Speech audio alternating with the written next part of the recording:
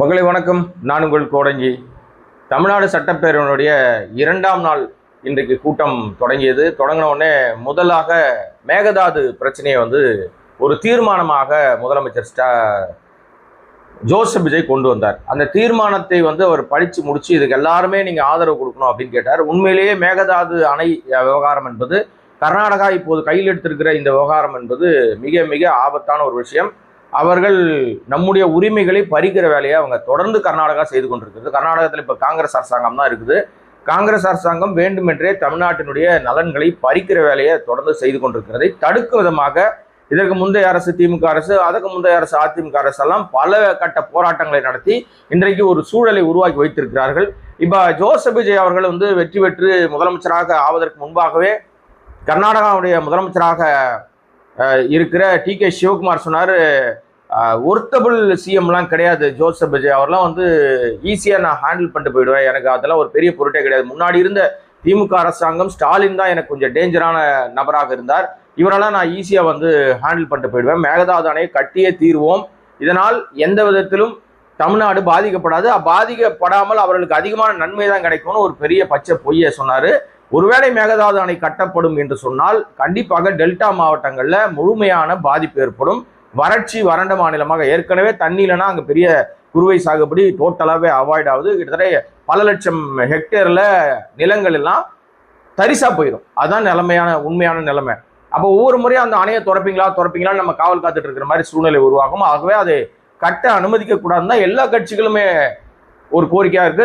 ஒட்டுமொத்த தமிழ்நாடு மக்களும் அதுக்காக எதிர்பார்க்கறாங்க. அதுல எந்த மாற்று கருத்து கிடையாது. இந்த தீர்மானத்தை முதலமைச்சர் ஜோசப் விஜய் கொண்டு வந்தார். அதுக்கு எல்லாருமே ஆதரவாகத்தான் பேசினாங்க, யாரும் எதிர்ப்பு தெரிவிச்சுலாம் பேசல. எடப்பாடி கூட பேசினாரு. அவர் ஆட்சி காலத்துல என்ன பண்ணாரு, ஜெயலலிதா அவர்கள் என்ன பண்ணாங்க, உண்ணாவிரதம், காவிரி நீருக்கு உண்ணாவிரதம் இருந்த கதையெல்லாம் நிறைய விஷயங்களை சொன்னாரு. இந்த அரசாங்கம் கேட்டுக்கொண்டால் நம்ம எல்லாருமே இணைந்து போய் பிரதமரை சந்திக்கிறதுக்கோ நீர்வளத்துறை அமைச்சரை சந்திக்கிறதுக்கோ நாங்கள் எல்லாருமே தயாரா இருக்கிறோன்ற மாதிரி தான் எடப்பாடி எல்லாம் பேசினாரு. இதே கருத்தை தான் எதிர்க்கட்சி தலைவரும் உதயநிதி ஸ்டாலினும் பேசிட்டு இன்னொரு விஷயத்த சொன்னார். நீங்க இதுல சில திருத்தங்களை கொண்டு போய் சும்மா இங்க பேசுறது மட்டும் பார்த்தாது, இது கொண்டு போய் அங்க எல்லாருமே சேர்ந்து போய் டெல்லிக்கு போய் நீங்க கொடுத்தா மட்டும்தான் இதை நாம போராடி பெற்றிருக்கிற உரிமை. இதெல்லாம் நம்ம அவ்வளவு சீக்கிரத்துல விட்டு கொடுக்க கூடாது. திமுக மக்கள் நலனுக்காக எந்த விஷயமா இருந்தாலும் இணைந்து பணியாற்றுவதற்கு நாங்கள் தயாரா இருக்கிறோம் அப்படின்ற ஒரு விஷயத்தை சொன்னார். உதயநிதி சொன்ன ஒரு கருத்தை உடனடியாக முதலமைச்சர் ஸ்டாலின் நம்ம ஜோசப் விஜய் ஏற்றுக்கொண்ட விஷயத்தை சபாநாயகருக்கு சொன்னார். நீங்க உடனே அதை எல்லா உறுப்பினருடைய கருத்தையும் கேட்டு அதை நீங்க ஏற்றுக்கொள்ளலாம்னு சொன்னோம். உறுப்பினருடைய கருத்துக்கு விடப்பட்டது. எல்லாருமே ஏற்றுக்கொண்டதுனால உதயநிதி சொன்ன திருத்தம் ஏற்கப்பட்டது. இதெல்லாம் அவையில ஒரு புதிய மரபாக பார்க்கல, இது வழக்கமாகவே நடக்கும். தமிழ்நாட்டு பிரச்சனைக்காக ஒரு பிரச்சனையை கொண்டு வந்தா, ஒரு தீர்மானத்தை கொண்டு வந்தா, கடந்த முறை திமுக கொண்டு வரும்போது அதிமுக சப்போர்ட் பண்ணுச்சு, அதிமுக கொண்டு வரும்போது திமுக சப்போர்ட் பண்ணுச்சு. இப்போ ஜோசப் விஜய் கொண்டு வந்திருக்காரு, திமுக அதிமுக இரண்டும் சப்போர்ட் பண்ணுது, பிரேமலதா விஜய் சப்போர்ட் பண்றாங்க. எல்லாருமே அதுக்கு ஆதரவாக தான் பேசுனாங்க, யாரும் எதிர்த்து பேசவில்லை. ஸோ தீர்மானம் என்பது மிக மிக ஸ்ட்ராங்காக போடப்படணும் தான் எல்லாருமே சொன்ன விஷயம். இங்க என்ன பஞ்சாயத்துனா, 2வது நாள் இன்றைக்கு விவாத நேரம்னு ஒன்று இருக்கு. இப்ப விவாதம் நடந்துகிட்டு இருக்கு. நான் உங்ககிட்ட பேசிட்டு இருக்கிற நேரத்துல சட்டசபைக்குள்ள கடுமையான காரசார விவாதம் நடந்துகிட்டு இருக்கு.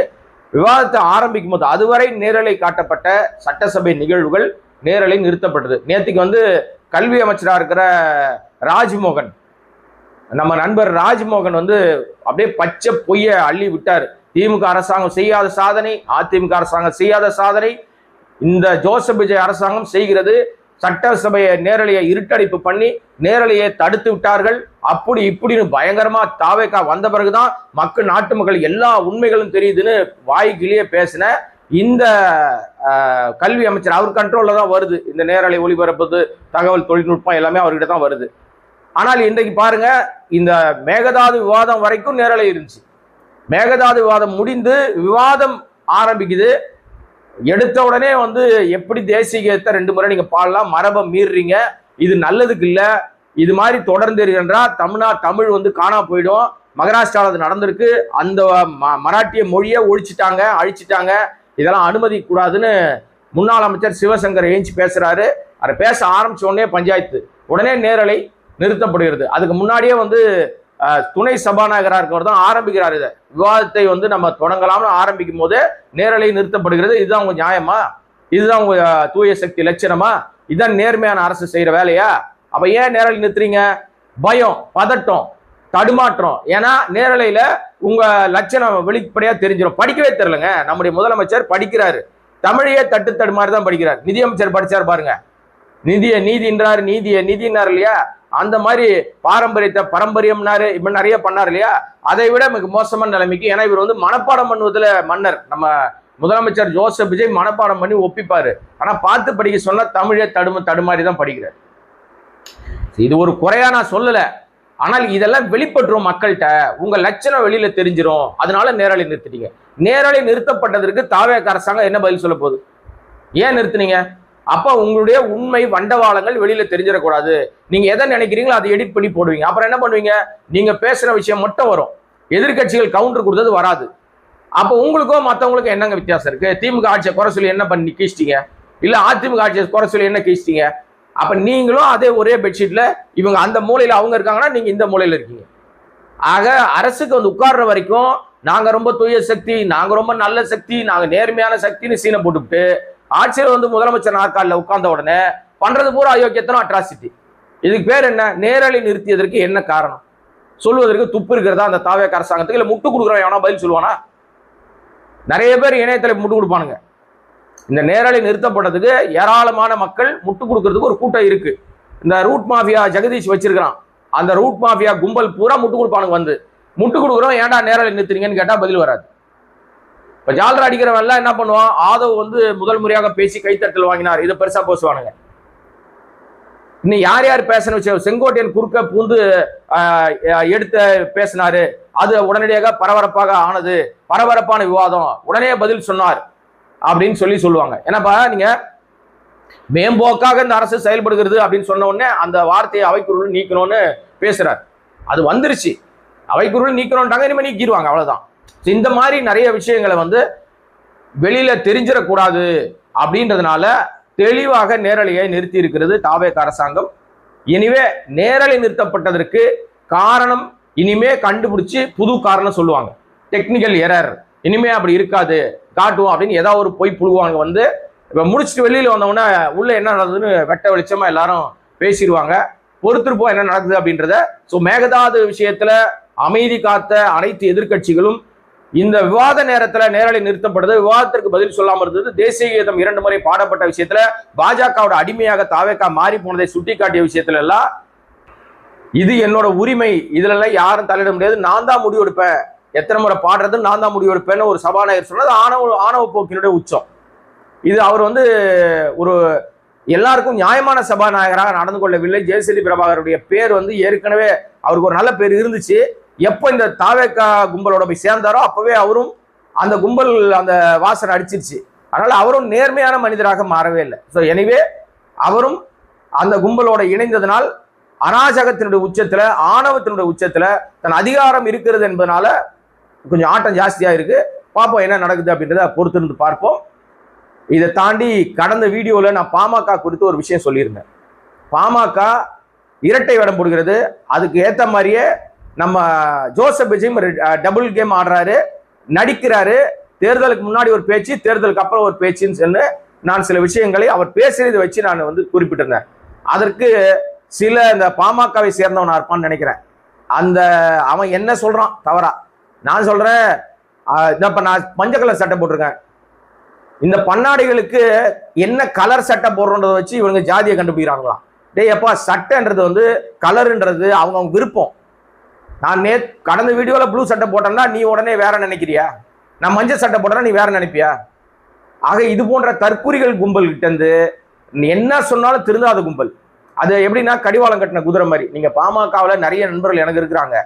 இதே அன்புமணி ராமதாஸே பலமுறை நான் பார்த்துருக்கிறேன், பேசியிருக்கிறேன். ராமதாஸ் அவர்கள்ட்ட அதிகமான ஆரம்ப காலத்துல நம்ம தேனாம்பாட்டியில் அவங்க அலுவலகம் இருக்கும்போது தலித் எழுமலை பொதுச் செயலாளர் இருந்த காலகட்டத்திலலாம் அதிக நேரம் அங்க செய்தியாளராக இருந்த பல நண்பர்களை நானும் ஒருத்தன். இதெல்லாம் யாருக்கா தெரியுமா? முதல் முறையாக அதிமுகவும் பாமகவும் கூட்டணி சேரப்போகிறது. ஏன்னா டபுள் கேம் ஆடுவார் ராமதாஸ் அவர்கள். முதல் முறையாக ஊடகத்துல செய்தியாக வெளியிட்ட அந்த செய்தி எப்படி வெளியில வந்துச்சு, ராமதாஸ் அவர்களை கூப்பிட்டு கேட்ட அந்த வரலாற்று சம்பவத்தை நிகழ்த்தியவன் எத்தனை பேருக்கு தெரியும்? ஒரு பக்கம் காலையில 11:30 மணிக்கு கலைஞர் அவர்கிட்ட அப்பாயின்மெண்ட் வாங்கிட்டாரு கூட்டணி பேச்சுவார்த்தை நடத்துறதுக்கு, இன்னொரு பக்கம் ஜெயலலிதா கிட்ட பேச்சுவார்த்தை நடத்திட்டு இருக்காரு. அன்றைக்கு மறுநாள் காலையில ஒரு செய்தி ஒரு பத்திரிகையில வெளியாகுது. அப்பெல்லாம் வந்து இன்றைக்கு இருக்கிற சன் டிவியில வந்து நியூஸ் முடிச்ச உடனே, காலையில 8 மணி நியூஸ் முடிச்ச உடனே ஊடகங்கள்ல வந்திருக்கிற செய்தித்தாளில் வந்திருக்க முக்கியமான செய்திகள்லாம் அவங்க காட்டுவாங்க. அதை கட்டிங்கே காட்டுவாங்க, எந்த பேப்பர் என்ன கட்டிங் காட்டுவாங்க. அப்படி நான் வேலை பார்த்த ஒரு பத்திரிகையினுடைய செய்தியை அந்த சன் டிவியில காமிச்சாங்க. திமுகவிலிருந்து அவர் கூட்டணி பேச்சுவார்த்தை ஒரு பக்கம் நடத்திட்டே இருக்காரு. இதுக்கு இடையில அதிமுகவும் பாமகவும் கூட்டணி போடுகிறது அப்படின்னு கொஸ்டின் மார்க் போட்டு ஒரு செய்தி வெளியிட்டிருந்தேன்.